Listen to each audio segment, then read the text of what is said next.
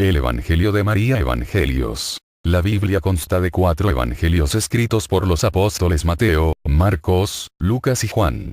Los llamados evangelios canónicos, sin embargo, no fueron los únicos que se escribieron sobre la vida de Jesucristo, y en total existen más de 70 evangelios apócrifos, algunos de los cuales contradicen cosas que luego se convertirían en dogmas de la Iglesia. Es extremadamente complicado verificar la autenticidad de estos evangelios, pues en muchas ocasiones las evidencias que a ellos apuntaban fueron destruidas.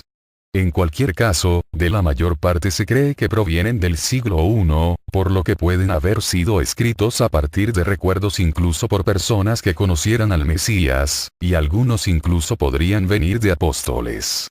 La mayor parte de los llamados evangelios apócrifos fueron desaparecidos de la historia y solo se conocen gracias a afortunados hallazgos. Uno de estos ocurrió hacia finales del siglo XIX, cuando un turista alemán compró un libro envuelto en cuero y escrito en un antiguo lenguaje entonces casi olvidado, el copto, el Evangelio de María. El texto vino a conocerse como el Evangelio de María.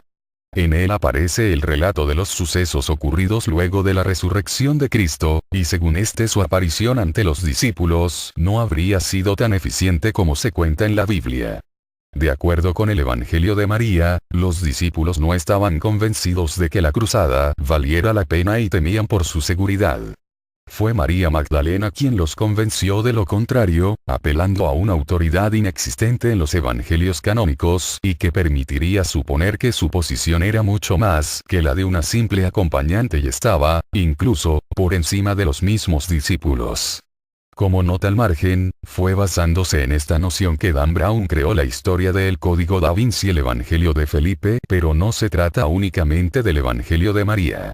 Varios evangelios apócrifos tienen nociones semejantes.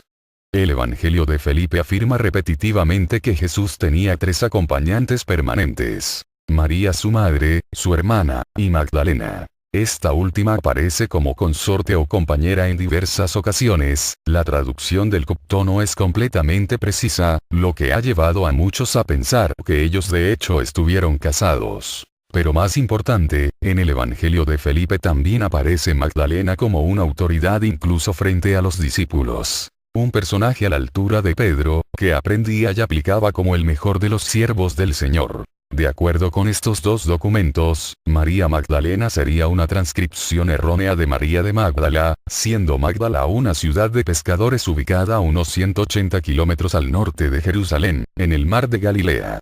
Asimismo, la mujer no sería una prostituta, sino una comerciante, viviendo del pescado que tanto abundaba en aquellas aguas. ¿Por qué no aparece esto en los demás evangelios?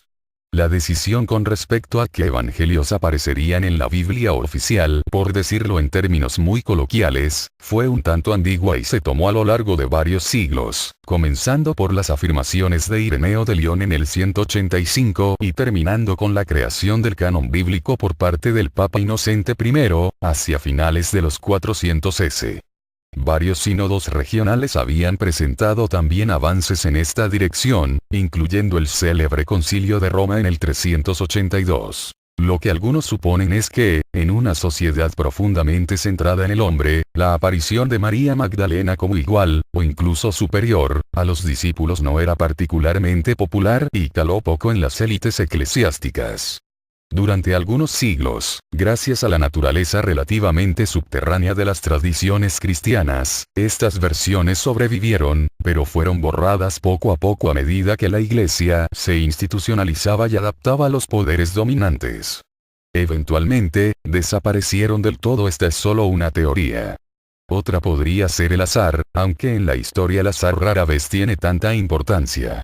En cualquier caso, si hemos de creer a los evangelios apócrifos, María no era indigna de su lugar, y su papel fundamental fue borrado por la historia. Suscríbete, comparte y dale like.